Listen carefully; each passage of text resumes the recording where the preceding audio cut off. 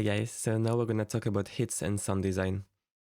Now there is not one exact recipe for hits, which you can always reuse, but I want to talk a bit about what kind of elements you need to keep in mind to get really powerful trailer hits, and what kind of characteristics you want to make sure you have, and you want to kind of analyze whether or not you have, to sort of fix your layering. Maybe you're trying to layer hits and it just doesn't sound as powerful as you want. Maybe you can pay attention to these things and see if you have them, and it can help you. I'm going to need my old paint whiteboard here to kind of show you what I mean. So from my experience, a really powerful trailer hit has several characteristics. In fact, it has pretty much every characteristic, and you will understand shortly. What I mean by that is that a trailer hit, first of all, if we talk about the frequency spectrum, is going to be pretty full from 20 to 20 kilohertz. Well, of course, this is an exaggeration. It's never going to be perfectly flat, but it's going to be fairly full from 20 to 20k. So what I mean by that is if you take, for example, this one here, that's a great hit. It goes pretty high, it goes pretty low, right? So that's the first thing. Now that's in terms of frequency response. If you want a big trailer hit or something that feels, full and complete, you're going to want to make sure you have all the frequencies being occupied by some hit content. Now, the number two thing is in terms of dynamics, and that's the trickiest one because dynamics are fairly difficult to understand, at least to hear. With a good trailer hit, you typically have at least 2 layers, or you have one layer which has everything, but usually it's done with at least 2 layers. You're going to have a layer that's going to be a bit longer, a bit wetter, a bit more diffuse. So what I mean by that is maybe it's going to be a bit more like this, the transient, and then it's going to decay for a long time, right? So it's going to be more of like a whoosh, or like a low boom, or maybe like a cymbal crash, but not the snappy part of the cymbal crash, like a cymbal swell, like a right? That's going to be the more diffuse part, the more long part of the hit. But if you just have that, it's going to sound very weak and very not percussive. So at the same time, usually what these hits have is that they have a very tight, both in the bass and the highs, a very tight element. So it's going to look more like this maybe. And it's going to decay also much quicker, right? So you're going to have this, actually let me draw the other part of this wave here. Oh, well, that's not very symmetric, but you get my point. Actually, let me do it better. So you're going to have this tight hit here, which might have a waveform that looks a bit more like this. And at the same time, you're going to have a longer, a longer waveform that's going to be more low boom-like, right? And if you layer these two types of hits on top of each other, you're typically going to have a very satisfying hit. So check this one out. Now the whoosh in front is optional, I guess. It's nice to have, but pay attention to the impact itself.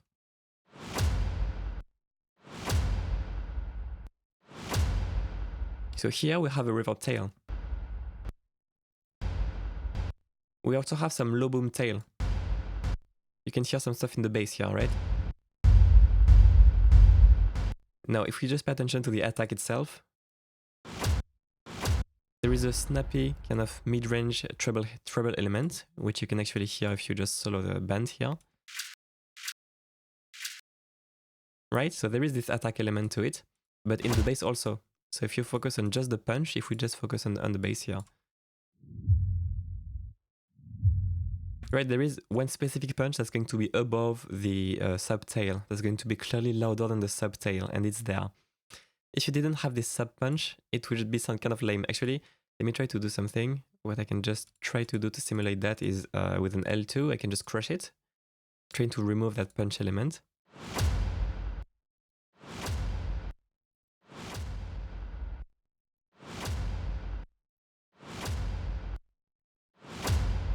See, this sub kind of, you kind of lose this sub here with this limiter. Right, so it's very important to have it. Now, you don't need the very long tail in every trailer hit, of course, because you have the faster ones. So this is kind of the main kind of every measure type of hit, right? Then you have the faster ones. In that case, it's more about the short, punchy element. That's what's going to be the most important. And of course, making sure that the frequency response isn't disgusting.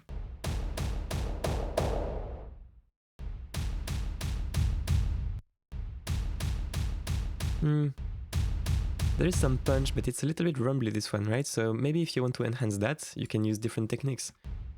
For example, you can use the sidechain multiband expansion technique, which I showed before, which is basically using the high end, the precise high end of a sound as a trigger to trigger expansion. So expansion means we're gonna kind of boost the signal for a short time. It's like the opposite of compression. So we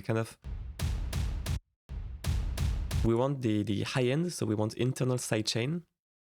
We want the high end of the kick to trigger a low end kind of transient boost, right? So let me just make it more obvious. So short attack, fairly sharp knee, fairly high ratio. Short release as well, because we don't want to create a low boom. We just want to boost a bit of kickiness, if that makes sense. There you go. Ah, there we go.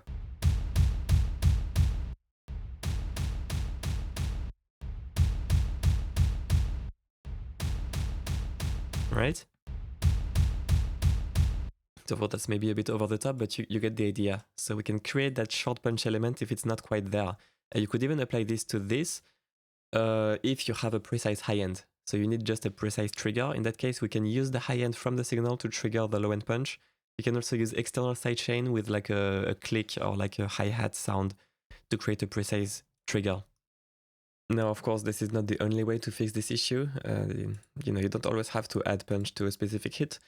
You could always have one that's kind of not very punchy and another one that's very punchy and very kick-like, and layer the two layers and get the punch this way, right? So again, there is no one magical formula to kind of perfect this. You can get a powerful hit with 1 layer, 2 layer, 3 layer, 4 layers, and you don't always need more layers. If you only layer stuff that's a bit flat and not very useful, you're not going to gain much from this. You're just going to layer a flat layer on top of another flat layer. You could just have one layer that's a bit too flat and use a trick to add, like use a multiband transient designer or something like this, or a Boss Digital Labs transgressor too. You can use transgressor, you can use, there's so many things you can use. So there are several ways to kind of fix this issue. So what I'm trying to teach you here is more like why it's not working and not so much this exact formula, because there is no exact formula, right? But you need to understand this. You know, in terms of frequency response, of course, if it's not balanced, it won't sound good. So I could just have this one layer, which is nice and punchy now and bassy. Maybe even a bit too much.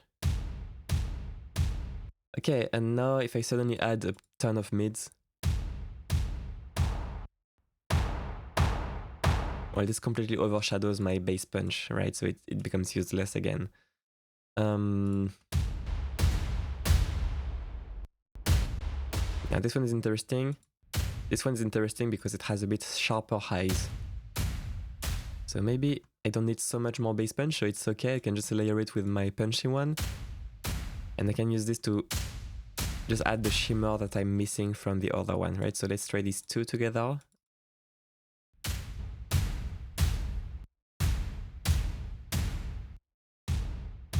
There's a bit of a resonance here.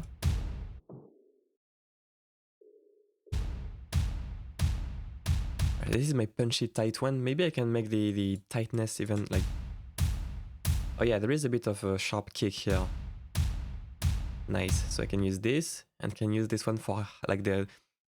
Yeah, this one can be used for more like the longer high texture, right? The kind of it's a slightly more metallic, longer, less precise high texture. There's a bit of a noisy tail to it compared to this one, which is very kick-like. It's still a bit... Okay, that's tighter. Okay. Right, so that's a good example of two very nice hits together now. Okay, this one, you know, this one is not very punchy. It has a nice click. The bass is just kind of like a downer.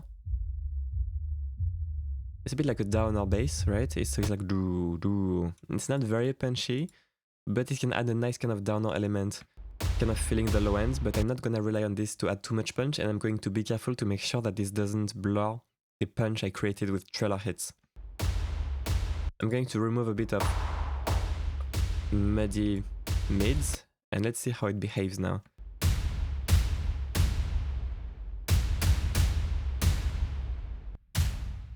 Maybe it's a bit too loud. Nice. So what about with the big major hits now?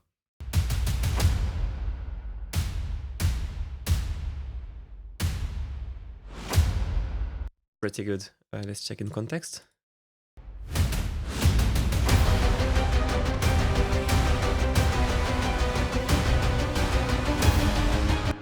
Of course, some stuff is wrong here.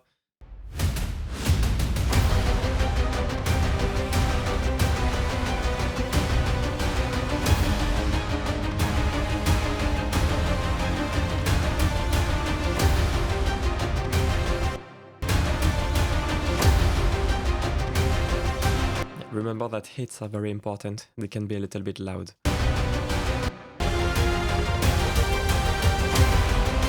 You know, that's quite solid because we can feel a little punch now in every single hit. If I just remove this, see how weak it becomes?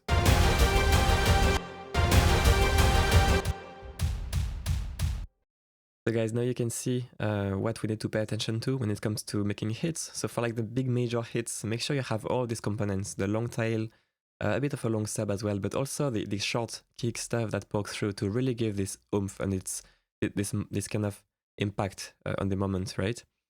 And then for the shorter kind of faster hits, make sure you mostly have, you know, it's not going to be as long and as boomy. You don't want the boom tails to overlap, right? You don't want the tail to overlap too much, but make sure that you kind of have this tight, snappy element both in the highs and the lows.